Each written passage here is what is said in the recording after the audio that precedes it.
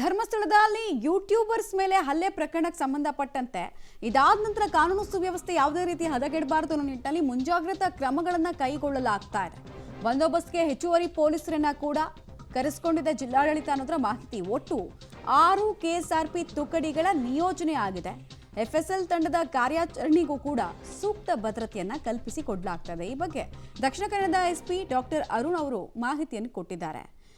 Doctor Arun ಅವರೇ, ನಿನ್ನೆ ಸ್ಥಳ ಪರಿಶೀಲನೆ ಕೂಡ ಮಾಡಿದ್ರು. ಈಗ ರಿಸರ್ವ್ ಫೋರ್ಸ್ ಅನ್ನು ಕೂಡ ಕರೆಸ್ಕೊಂಡಿದ್ದಾರೆ. ಆಲ್ಮೋಸ್ಟ್ 3 ತುಕಡಿಗಳ ನಿಯೋಜನೆ ಆಗಿದೆ. ಇನ್ನೂ ಹೆಚ್ಚಿನ ಫೋರ್ಸಸ್ ಅನ್ನು ಕರೆಸ್ಕೊಳ್ಳೋದಕ್ಕೂ ಕೂಡ ಜಿಲ್ಲಾಡಳಿತ ಸನ್ನದ್ಧವಾಗಿದೆ ಅನ್ನೋ ಇನ್ಫಾರ್ಮೇಶನ್ ಅನ್ನ ಜಿಲ್ಲಾ ವರಿಷ್ಠಾಧಿಕಾರಿಯಾಗಿರುವಂತಹ ಡಾಕ್ಟರ್ ಅರುಣ್ ಅವರು ಕೊಟ್ಟರು. ಒಂದು ಉದ್ರಿಕ್ತ ಗುಂಪುಗಳ ನಡುವಿನ ಒಂದು ಘರ್ಷಣೆ ಮತ್ತು ಯೂಟ್ಯೂಬರ್ನ ಮೇಲೆ ಧರ್ಮಸ್ಥಳದ ಗ್ರಾಮಸ್ಥರು ಮತ್ತು ಇಲ್ಲಿನ ನಿವಾಸಿಗಳು ಮತ್ತು ಯಾತ್ರಾರ್ಥಿಗಳು ನಡೆಸಿದಂತಹ ಹಲ್ಲೆಯ ನಂತರ ಸ್ವಲ್ಪ ಕಾಲ ಬಿಗುವಿನ ವಾತಾವರಣ ನಿರ್ಮಾಣ ಆಗಿತ್ತು. ಭದ್ರತೆಗೋಸ್ಕರ ಧರ್ಮಸ್ಥಳದ ಭದ್ರತೆ ಮತ್ತು ಎಫ್ಎಸ್ಎಲ್ನ ಒಂದು ತನಿಖೆ ಏನಾಗ್ತಾ ಇದೆ ಇದರ ಭದ್ರತೆಗೋಸ್ಕರ ಹೆಚ್ಚುವರಿ ಪೊಲೀಸರನ್ನ ನಿಯೋಜನೆ ಮಾಡಿರುವಂಥದ್ದು ನಾವು ನೋಡ್ಬೋದು. ಕೆಎಸ್ಆರ್ಪಿ ತುಕಡಿಗಳನ್ನು ಧರ್ಮಸ್ಥಳ ಗ್ರಾಮಕ್ಕೆ ಕರೆಸಲಾಗಿದೆ. ಈಗಾಗಲೇ SP ಅವರು ಸ್ಥಳಕ್ಕೆ ಭೇಟಿ ಕೊಟ್ಟು ಬೆಳ್ತಂಗಡಿ ಮತ್ತು ಉಜಿರೆ ಅದರ ಜೊತೆ ಧರ್ಮಸ್ಥಳದಲ್ಲಿ ಒಂದು ಬಂದೋಬಸ್ತನ್ನು ಒಂದು ಮೀಟಿಂಗನ್ನು ಮಾಡ್ಕೊಂಡು ಹೋಗಿದ್ರು. ನಾವು ನೋಡ್ಬೋದು ಸ್ಥಳದಲ್ಲಿ ಧರ್ಮಸ್ಥಳ ಪೊಲೀಸ್ ಠಾಣೆಯ ಮುಂಭಾಗದಲ್ಲಿರುವಂಥ ದೃಶ್ಯ ಇದು. 4 KSRP ತುಕಡಿಗಳನ್ನು ತಂದು ನಿಲ್ಲಿಸಿರುವಂಥದ್ದು.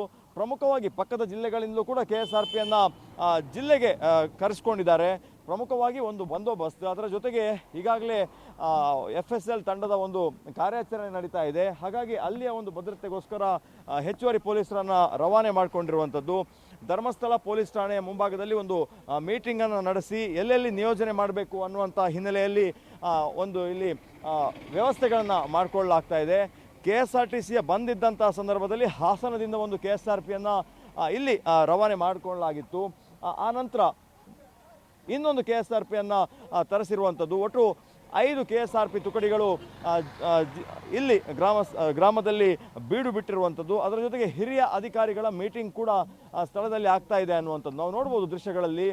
ಹೆಚ್ಚುವರಿ ಪೊಲೀಸ್ ಬಂದೋಬಸ್ತನ್ನು ಸ್ಥಳದಲ್ಲಿ ಮಾಡಿರುವಂಥದ್ದು. ಹಾಗಾಗಿ ಒಟ್ಟು ಧರ್ಮಸ್ಥಳ ದೇವಸ್ಥಾನ, ಅದರ ಜೊತೆಗೆ ನೇತ್ರಾವತಿ ಸ್ನಾನಘಟ್ಟ, ಅದರ ಜೊತೆಗೆ ಉಜಿರೆ ಮತ್ತು ಬೆಳ್ತಂಗಡಿ SIT ಕಚೇರಿಯ ಒಂದು ಎಲ್ಲೆಲ್ಲಿ ಈ ಫೋರೆನ್ಸಿಕ್ ಅಧಿಕಾರಿಗಳು ಓಡಾಡ್ತಾ ಇದ್ದಾರೆ ಮತ್ತು SIT ಅಧಿಕಾರಿಗಳು ಓಡಾಡ್ತಾ ಇದ್ದಾರೆ ಅವರಿಗೆ ಭದ್ರತೆ ಕೊಡುವುದು ಕೂಡ ಸಾಕಷ್ಟು ಮುಖ್ಯ ಅನ್ನುವಂಥದ್ದು. ಈ ಹಿನ್ನೆಲೆಯಲ್ಲಿ ಹೆಚ್ಚುವರಿ ಪೊಲೀಸರನ್ನು ಪಕ್ಕದ ಜಿಲ್ಲೆಗಳಿಂದ ಅಂದರೆ ದಕ್ಷಿಣ ಕನ್ನಡ ಜಿಲ್ಲೆ ಅಂದರೆ ಕಮಿಷನರೇಟ್ ವ್ಯಾಪ್ತಿಯಿಂದ, ಉಡುಪಿ ಜಿಲ್ಲೆಯಿಂದ, ಹಾಸನ ಜಿಲ್ಲೆಯಿಂದ ಕೂಡ ಹೆಚ್ಚುವರಿ ಪೊಲೀಸರನ್ನು ಸ್ಥಳಕ್ಕೆ ಕರೆಸಿರುವಂಥದ್ದು.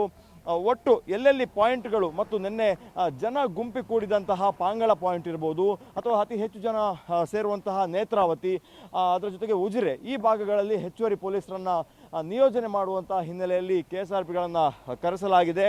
ಅದರ ಜೊತೆಗೆ DAR ವೆಹಿಕಲ್ ಕೂಡ ಇದೆ. ಈ ಒಟ್ಟು ಪ್ರೊಸೀಜರ್ಗಳಲ್ಲಿ 10-12 ದಿವಸಗಳಲ್ಲಿ ANFನಲ್ಲಿ ಕೆಲಸ ಮಾಡ್ತಾ ಇದ್ದಂತಹ ಶಸ್ತ್ರಸಜ್ಜಿತ ಪೊಲೀಸರು ಕೂಡ ಸ್ಥಳದಲ್ಲಿ ಬೀಡು ಬಿಟ್ಟಿದ್ದಾರೆ. ಸದ್ಯಕ್ಕೆ ಪರಿಸ್ಥಿತಿ ಶಾಂತವಾಗಿದೆ. ಪ್ರಮುಖವಾಗಿ ಸಮಸ್ಯೆ ಆಗ್ತಾ ಇರುವಂಥದ್ದು ಸೋಷಿಯಲ್ ಮೀಡಿಯಾಗಳಲ್ಲಿ ಸುಳ್ಳು ಸುದ್ದಿಗಳು ಹರಡ್ತಾ ಇರುವಂಥದ್ದು. ಇದರ ವಿರುದ್ಧ ಸೋಷಿಯಲ್ ಮೀಡಿಯಾದಲ್ಲಿ ಸಮರಗಳಾಗ್ತಾ ಇತ್ತು. ನಿನ್ನೆ ಮುಖಾಮುಖಿ ಆದಂಥ ಸಂದರ್ಭದಲ್ಲಿ ಒಂದು ದೊಡ್ಡ ಬೆಳವಣಿಗೆ ನಡೆದು ಲಘು ಲಾಠಿ ಪ್ರಹಾರ ಮಾಡಿ ಅವರನ್ನು ಸ್ಥಳದಿಂದ ಕಳಿಸುವಂಥ ಕೆಲಸವನ್ನು ಕೂಡ ಮಾಡಿದರು. ಹಾಗಾಗಿ ಒಟ್ಟು ಈ ಎಲ್ಲ ಪ್ರೊಸೀಜರ್ಗಳನ್ನು ಹತೋಟಿಗೆ ತರಬೇಕು, ಜಿಲ್ಲೆಯಲ್ಲಿ ಕಾನೂನು ಸುವ್ಯವಸ್ಥೆಯನ್ನು ಕಾಪಾಡಬೇಕು ಅನ್ನುವಂಥ ಹಿನ್ನೆಲೆಯಲ್ಲಿ ಯಾರೂ ಕೂಡ ಕಾನೂನು ಕ್ರಮವನ್ನು ಕೈಗೊಳ್ಳಬಾರ್ದು.